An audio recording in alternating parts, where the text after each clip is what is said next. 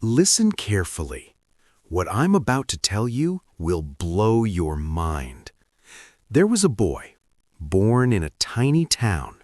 No money, no connections, no fancy education. But today, his name is known in every corner of the world. His words are spoken in over 100 languages. Even you use his phrases without knowing it. To be or not to be? You've heard this, right? He wrote stories so powerful that 400 years later, we still cry watching them. Kings bowed to him. The world changed because of him. But here's the crazy part. He almost gave up. He faced failure, poverty, heartbreak. So how did a nobody become the greatest writer in human history? Stay with me, because this 10-minute story will change how you see your own dreams forever. This is the untold story of William Shakespeare. Childhood. April 1564. A small English town called Stratford-upon-Avon. A baby boy was born. His parents, John and Mary Shakespeare, had no idea their son would change the world forever. His father, a glove maker. Nothing fancy, just a simple businessman making leather gloves. Young William grew up in a noisy house, 7 siblings, constant chatter. But William was different. He watched everything. How people talked, how they laughed, how they cried. No TV, no phones, no internet. But there were traveling actors who performed plays in the streets. Little William would stand there, eyes wide, completely lost in the stories. Something sparked inside him that day. A fire, a hunger for stories and words. At age 7, he started school. He learned Latin, read ancient Greek and Roman stories. Writers like Ovid and Virgil became his heroes. But then disaster struck. The struggle. His father's business collapsed. Money problems, debts piling up. Some days they couldn't even buy food. William saw the pain in his father's eyes, the worry on his mother's face. Most boys would give up on education, but not William. He kept learning, kept reading, kept dreaming. Then at 18, something unexpected happened.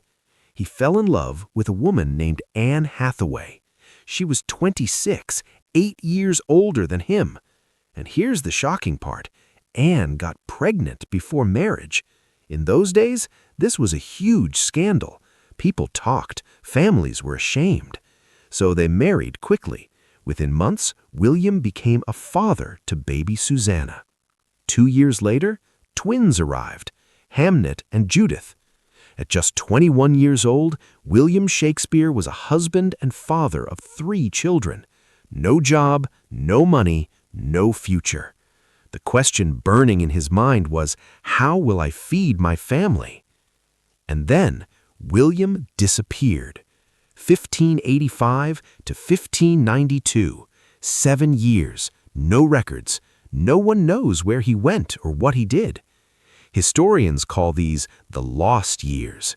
Some say he became a teacher. Others believe he joined traveling actors. One rumor says he was caught hunting illegally and had to run away. The truth? Nobody knows. But here's what we do know.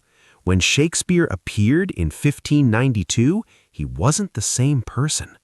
He was in London, the biggest, busiest city in England, a place of opportunity, a place of dreams. And William Shakespeare was ready to take on the world. The breakthrough. London was electric. Theaters everywhere. Actors, writers, poets, all competing to be noticed. Shakespeare started at the bottom, acting in small roles, watching, learning, absorbing everything. Then he started writing his own plays. At first, though, people mocked him. A famous writer named Robert Greene called him an upstart crow, basically a nobody pretending to be somebody. But Shakespeare didn't stop. He wrote more, performed more, improved more. Then in 1593, disaster hit London. The plague, a deadly disease spreading everywhere.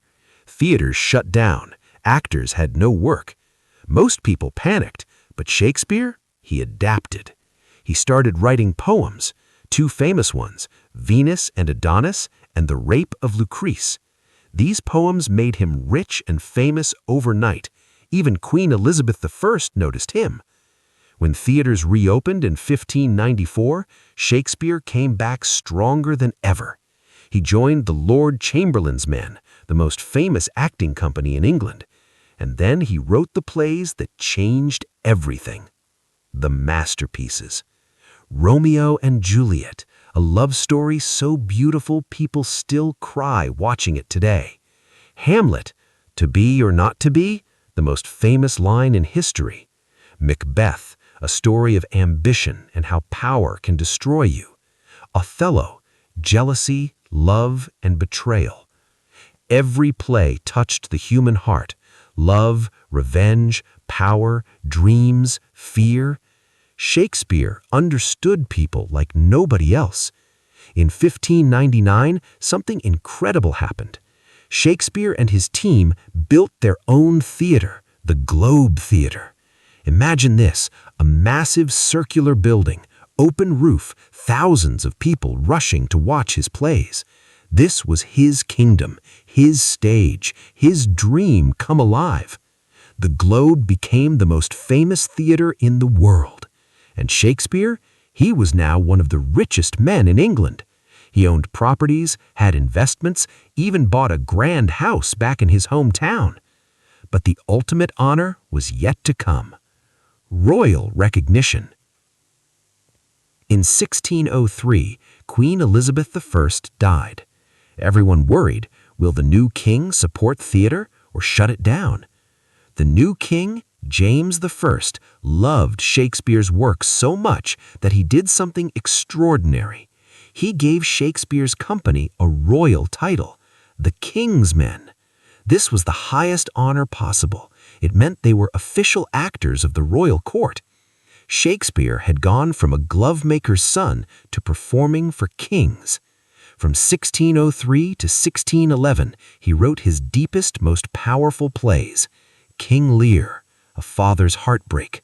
Macbeth, Ambition's Dark Side. The Tempest, Forgiveness and New Beginnings. These weren't just plays, they were mirrors of life itself.